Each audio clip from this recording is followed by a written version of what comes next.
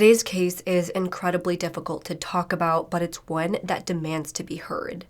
We'll be exploring the tragic death of April Holt and the absolute failure of everyone involved in investigating it. All the while, we will see the incredible strength of her mother, Jaime, who fought tooth and nail for justice. Without her, this case would still be unsolved today.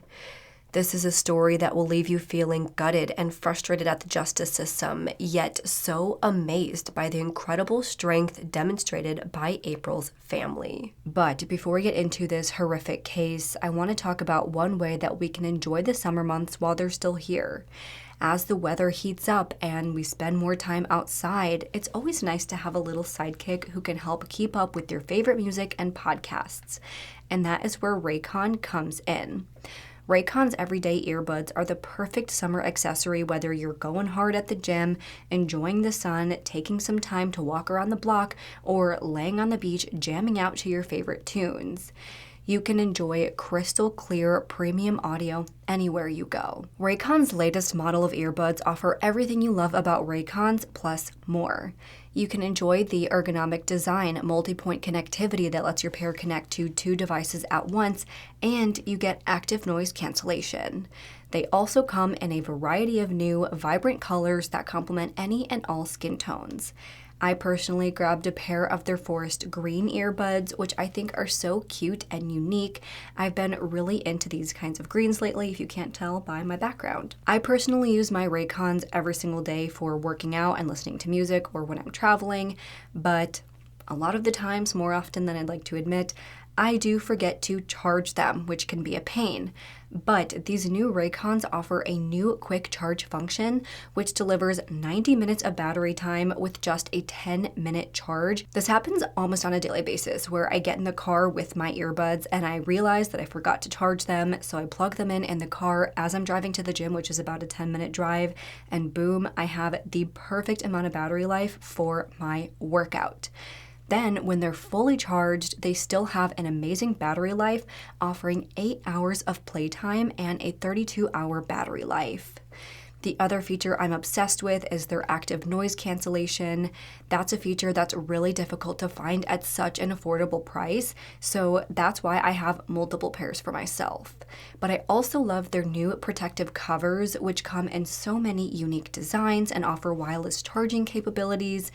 I love how my protective cover looks, and it helps put my mind at ease knowing my earbuds are protected while I'm out and about with them. I know you will love your Raycons this summer, so go ahead and give them a tryout for yourself. Click the link in the description box below or head to buyraycon.com/RSTC to get 15% off Raycon's best-selling everyday earbuds. That's right, you can get 15% off their everyday earbuds when you head to buyraycon.com/RSTC. Brought to you by Raycon. Thank you again so much to Raycon for partnering with me on today's video. And with that being said, let's get into today's case. April Holt was born July 6, 1994 in Florida, and she was just 29 years old, now living in Nashville, Tennessee at the time of her tragic death, and up to that point, she appeared to have it all. She was absolutely stunning and had a radiating personality. She was successful in her personal life and on social media, amassing over 200,000 followers on TikTok, where she talked about her life and the struggles she faced, while also promoting positivity, resilience, and strength. At the same time, she had a husband and 2 beautiful children who she talked about nonstop. Through her social media, we get a glimpse of what her life was like from the time that she was a child. She spoke about how she was homeschooled as a child, which led to her feeling isolated from the rest of society. She found it difficult to communicate with peers and make friends because it's something that she never really got a chance to do. By the time she made it to her late teens, she developed a friendship with Donovan Holt, which eventually progressed into a romantic relationship. After this, the relationship between Donovan and April continued to blossom, and soon they were married. Then, 5 years after Serenity's birth, their second child, a son named Denzel, was born. As all of this was happening, April was still working to improve her professional life. She was a boss and wanted to live her life as such. She began her career as a lash technician, starting her own independent business and taking on her own clients. She was a motivated young woman with a personality that naturally drew people to her. Despite her struggles growing up, she really made herself able to talk to people and connect with them. So it was no surprise when she managed to gain such a large following on TikTok just by being herself. I tried looking up her TikTok account, but it appears to have been taken down. But I was able to find a couple of videos that had been reposted and some people who have posted quotes from her videos. On TikTok, April always said things like, "I just pray and send good energy to anyone who's seeing this, and I hope you have an amazing day on purpose. Be intentional and grow just a little bit. Progress over perfection." She truly made it her mission to spread positivity and be the source of light for anyone who happened across her videos. She also posted videos with her husband, Donovan. She openly shared aspects of their relationship on TikTok, the good and the bad. She portrayed them as best friends who had grown into loving life partners who stuck with each other through it all. But they were also open about the challenges they faced, including a 3-year separation, financial struggles, and bouts of mental health issues. But despite facing significant roadblocks all throughout their relationship, they always found their way back to one another, always strengthening their bond through it all. In some of the videos I saw, which were reposts by her mother, Jaime, April and Donovan appeared to have a carefree, loving relationship. They can be silly and joke around with one another. They danced together and looked at each other with such light and admiration in their eyes. From the outside, they appeared to be everything you wanted in a relationship. However, as we know, what we see on the outside is often not the full extent of the true reality. Beneath the surface, tensions were rising, and although they had made it through similar challenges in their relationship, this time the couple hit a boiling point. There was no turning back. The morning of Friday, July 28th, 2023 started as any other day within the Holt home. April woke up, drank her coffee, and took some time to write in her journal. This was a routine she did on a daily basis. It was important to her mental well-being. It was summer break for the children, so she greeted her 7-year-old son, Denzel, good morning. Now, I'm not sure where her daughter Serenity was at the time, but none of the reports make any mention of her that day. So from what I can tell, only Denzel was home that morning with his mother and father. According to April's mother, Jaime, the two had plans to go and watch the Barbie movie together, but April had to cancel because Donovan had to work and she had other things to get done. But April promised Jaime that she would come visit her classroom the following day, July 29th.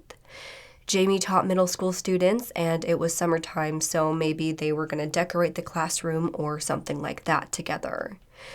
But those plans would never happen. Instead, by later that morning, Jaime received a frantic call from Donovan, who said that he had just found April unresponsive and not breathing. He informed Jaime that April was in the ambulance and on her way to the hospital, and they were all going to meet her there. Of course, Jaime had dozens of questions running through her mind at that point.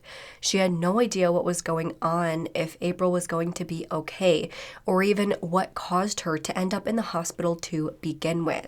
As I stated, Donovan had called 911 just before calling Jaime to report what happened. When officers showed up to the home, they found then 29-year-old April lying unconscious in the shower tub in the bathroom with a plastic bag over her head, which had been duct taped tightly shut around her neck. When officers asked Donovan what happened, he said that the two got up that morning and went about their routines as normal. By later in the morning, April was in the bathroom while Donovan got his son, Denzel, dressed and began fixing his lunch. After realizing that April had spent a lot of time in the bathroom, he sent Denzel in to go and check on her. And that is when they found her lying in that bathroom with a bag over her head. He said that it appears that his wife was trying to take her own life. Upon her arrival at the hospital, April was in critical condition. Hospital staff found that she was completely unresponsive after having suffered catastrophic brain damage caused by prolonged oxygen deprivation. She had very minimal brain activity left, so she was placed on life support while doctors did whatever they could to try and save her life. In the meantime, Donovan and Jaime showed up to the hospital to be with April. For the hours that followed, Jaime tried getting answers from Donovan, but he gave very little detail. According to Jaime, he did appear upset and panicked, but his overall demeanor and behaviors seemed strange. He was pacing back and forth, sitting down and holding his head in his lap and rocking back and forth in the chair, but none of it seemed genuine. To Jaime, it almost looked like he was putting on a show. He also didn't seem all that interested in April's actual condition or the treatments she received. Anytime he was asked a question regarding her care, he left it up to Jaime. He also didn't give the medical staff much information about what happened to April, leaving out the key facts such as that she was found with a bag over her head. He basically just seemed to be disinterested in talking to the very people who were trying to save his wife's life.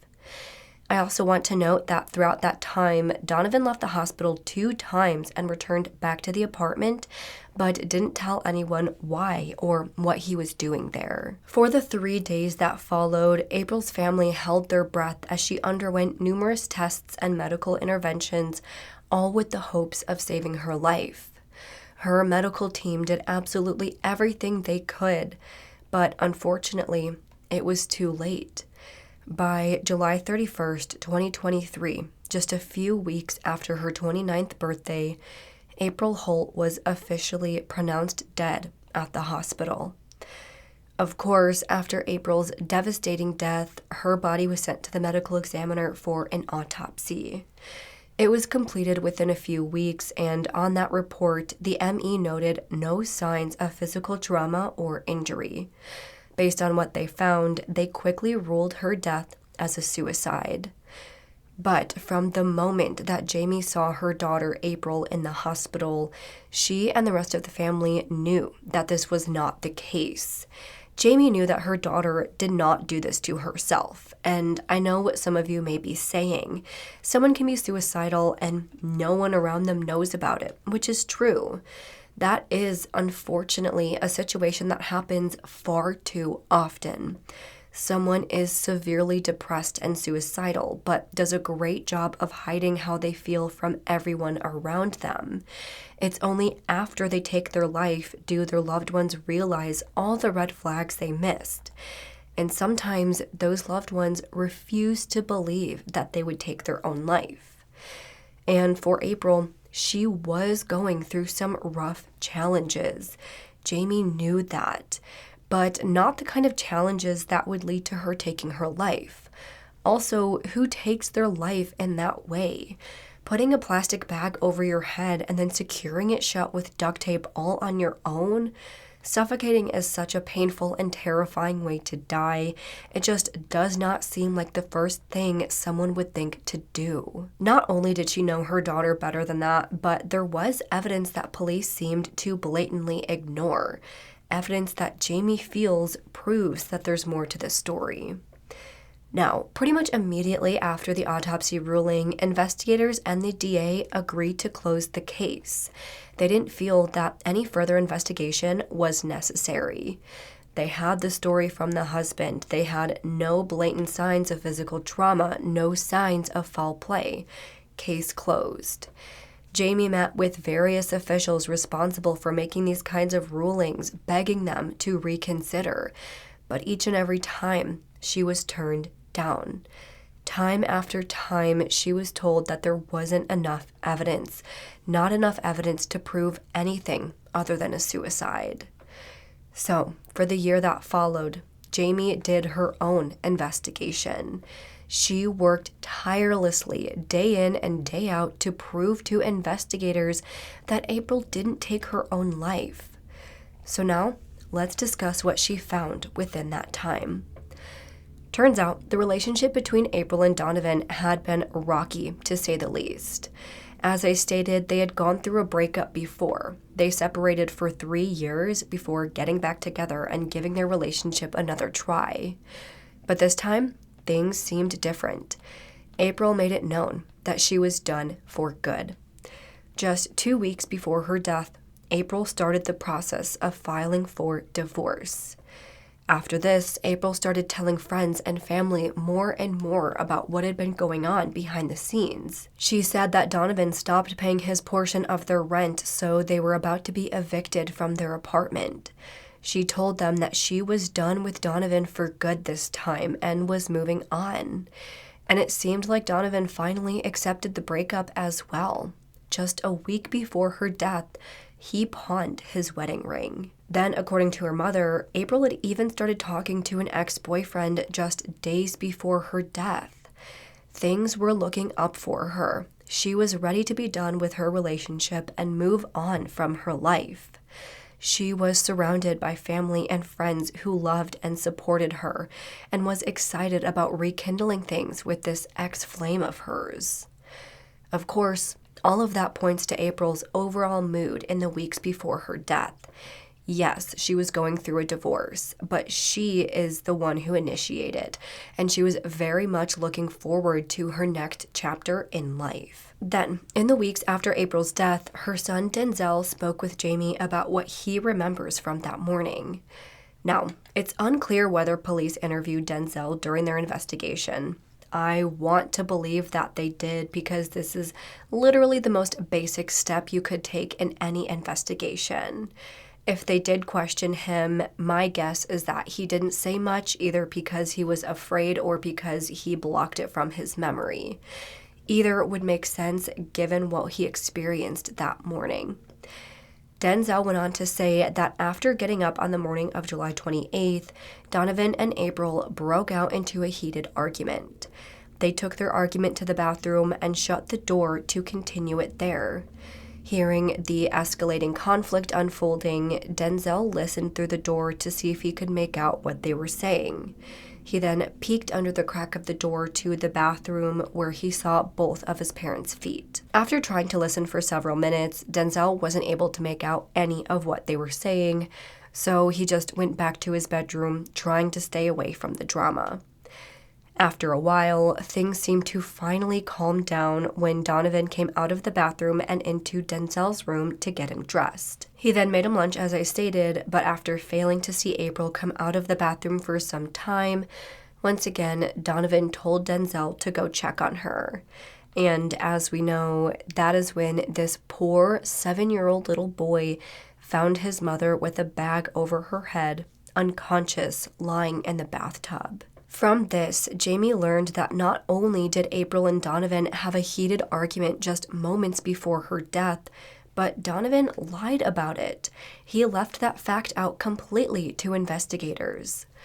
At this point, it's looking more and more like Donovan may have had something to do with his wife's death.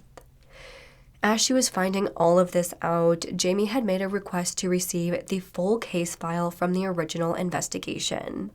She also filed a complaint with the Community Review Board in Nashville, which prompted a full review of how this case was handled. It seemed that pressure from the complaint prompted the Nashville Police Department to finally conduct a second investigation, which resulted in a 47-page report. At first, nothing came of this new investigation. Despite new findings, police failed to change anything about the initial ruling. But this new investigation wasn't for nothing. It provided Jaime with more documentation to analyze and pick apart, which at this point, I really want to highlight just how much Jaime did to fight for her daughter.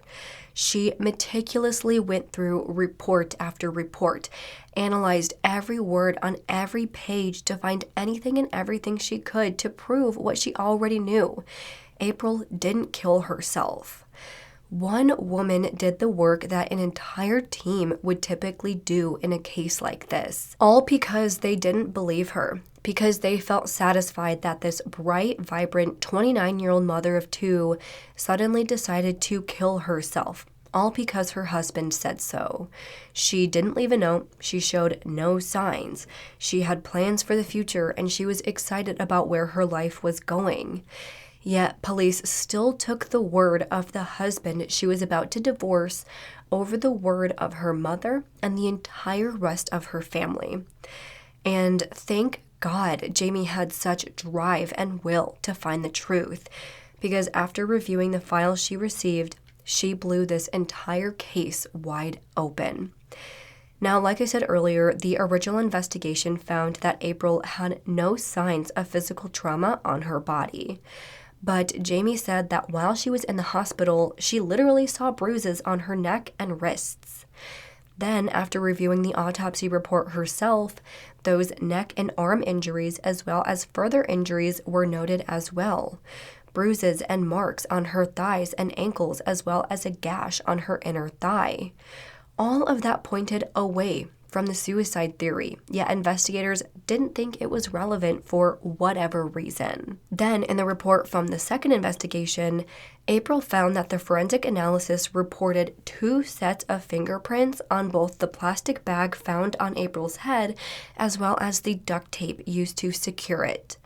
Turns out those fingerprints belonged to Donovan, not April. April's prints weren't found anywhere on the bag or the duct tape. At this point, I'm honestly confused how police didn't think this was enough to change the cause of death. If not to homicide, at least make it undetermined, because even if they want to say there isn't enough evidence to prove homicide, maybe he touched the bag after finding her body, something like that, but there certainly is enough evidence that points away from suicide, because what did Donovan do? Clean off her fingerprints and then touch the bag after he found her? That doesn't make any sense. There's no reason why her fingerprints shouldn't have been found on that bag. Yet still, they refused to acknowledge this new evidence. So, what did Jaime do? Once again, she took matters into her own hands. After finding this extremely concerning evidence, by September of 2024, Jaime confronted Donovan via FaceTime, which she secretly recorded. In that call, she told Donovan what she found: his fingerprints on the very thing used to kill April. She told Donovan he can confess now, or she's going to take the evidence to the cold case team and have the case reopened. And on that call, Donovan confessed to another version of what happened, though he still didn't tell the full story. On that call, Donovan told Jaime that he and April were having rough sex, which I guess involved putting the bag over her head and taping it. Things went a little bit too far, though, and she accidentally suffocated in the process. It was a total accident. He didn't mean to kill her. Finally, Jaime was hearing directly from Donovan that he did have something to do with April's death.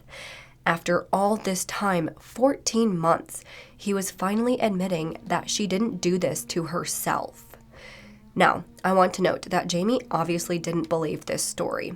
Jaime learned from April's journal that she had actually been sexually assaulted just a few weeks before her death. So Jaime didn't believe for a second that she would have been participating in violent sex with Donovan so closely after such a traumatizing experience. Beyond that, she also wrote that her and Donovan stopped having sex altogether, so unless she suddenly changed her mind and went all in with him, it doesn't make sense whatsoever. But still, it was something. It was Donovan finally admitting that April didn't do this to herself. So Jaime took that recording straight to the police. And finally, after hearing the confession, police felt that there was enough to take Donovan in for an interview to get his side of the story. After being taken into custody and being interviewed by police, Donovan made another startling confession. This time, though, it seemed to be a much more accurate version of what really happened. In my opinion, police must have told him that Denzel saw them arguing that morning, making it so Donovan felt like he had no other option but to tell at least another version of the truth. Donovan said that on the morning of April's death, the two got into a heated argument. Things got heated, and in the spur of the moment, he freaked out and strangled his wife. But after realizing what he did, instead of calling for help or doing anything to try and save her, he decided to cover up what he did. After she went unresponsive, he dragged her into the shower, then placed that plastic bag over her head, securing it with duct tape. He staged the scene to make it look like a suicide. After positioning his wife's body in the shower, he left the bathroom, closing the door behind him. He got his son ready, then made him lunch before prompting his son to go check on April, knowing exactly what his 7-year-old son would find, knowing that he was about to walk in and see his mother's body. This psycho not only murdered his wife and tried to cover it up, but he sent his young son directly into the scene to discover his mother's body. Absolutely unbelievable. Finally, after making this confession to police, by September 20th, 2024, Donovan Holt was arrested and charged with reckless homicide, evidence tampering, and false reporting. For the 4 months that followed, Jaime and the rest of April's family fought with the courts to get Donovan's charges upgraded to first or second-degree murder. Reckless homicide basically means that the person's reckless behavior and disregard for the safety of others caused another person's death, although they did not have intent to cause death. Whereas murder charges indicate that the person intended to cause the other person's death, which again feels like another failure coming from the Nashville police. One example of reckless homicide is drunk driving and hitting another person, causing their death. That is truly something where an individual makes an incredibly reckless and irresponsible decision that puts the safety of others at risk, but they didn't actually intend to take the life of another person. How is strangling someone, then putting a bag over their head, then taping it shut to ensure she suffocates, not intending to kill them? He attacked her, then further restricted her breathing with that bag, making it so even if she did somehow regain consciousness, she may not even be able to get the bag off because it had been taped shut. Reckless actions are texting and driving, not strangling someone to death. So once again, Jaime fought for the charges to be increased, making it so Donovan would have to face full accountability for what he did, which was murder April. I would do anything to have her back. Anything. She's my baby. Nothing could bring her daughter back, but Dickerson could bring her daughter justice. What led you to believe that Donovan killed April and it wasn't a suicide? I knew that April was unhappy. I knew that she requested a divorce 2 weeks prior, and then she was dead 2 weeks later.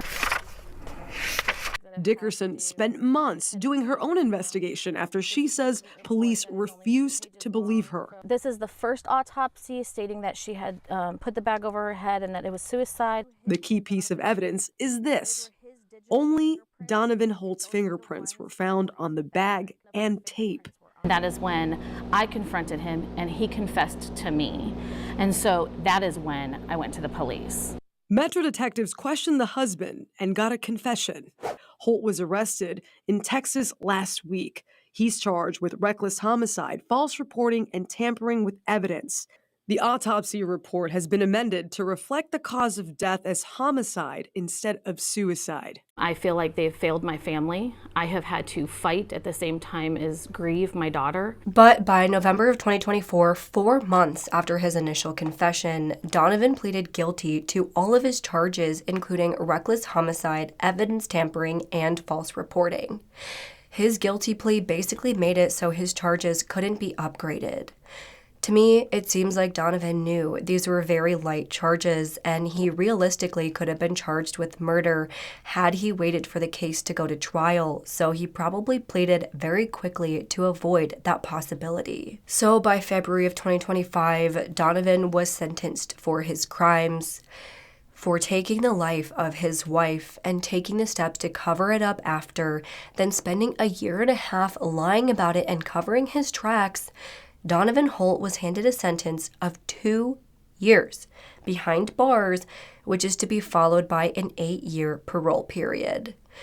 He took the life of a 29-year-old mother, and all he gets is 2 years behind bars before he will be allowed to walk free again. Of course, Jaime and the rest of her family are furious and appalled at this decision.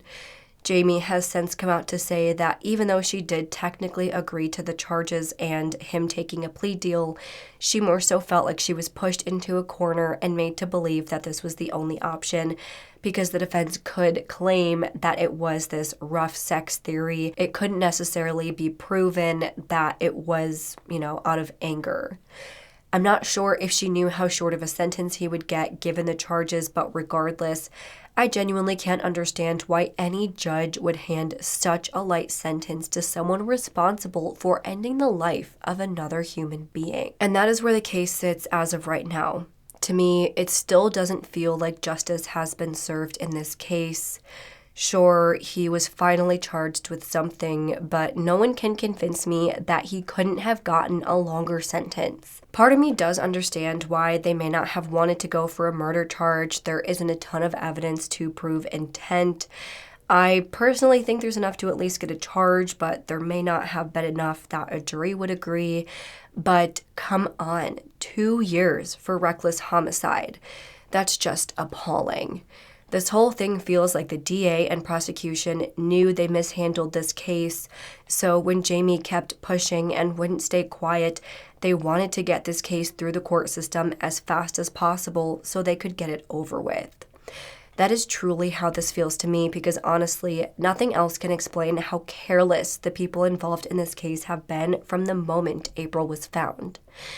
All I can say is thank God for Jaime, because if she didn't do what she did, Donovan likely never would have been arrested and never would have seen the inside of a jail cell. So if there's any consolation here, it's that at least the world knows what he did to his wife and he didn't completely get away with it. But that is the only positive thing about this case. And that is where the case ends, unfortunately. You all heard my thoughts. Now I want to hear from you all. What do you think about how the police handled April's case? Do you think anything would have come of it if Jaime didn't investigate herself? And what do you think of the charges and his sentence? Let's discuss this and any other thoughts you have in the comments below. If you like this video, please make sure to go ahead and leave this video a thumbs up and subscribe to my channel. I put out new true crime and mystery videos every single week. Don't forget to turn that notification bell on so you don't miss out on any of my future videos. Make sure to follow me on Twitter, Instagram, Facebook, TikTok, and Spotify. All will be linked down below. And if you have any case suggestions, please make sure to fill out the Google form, which is also listed down below.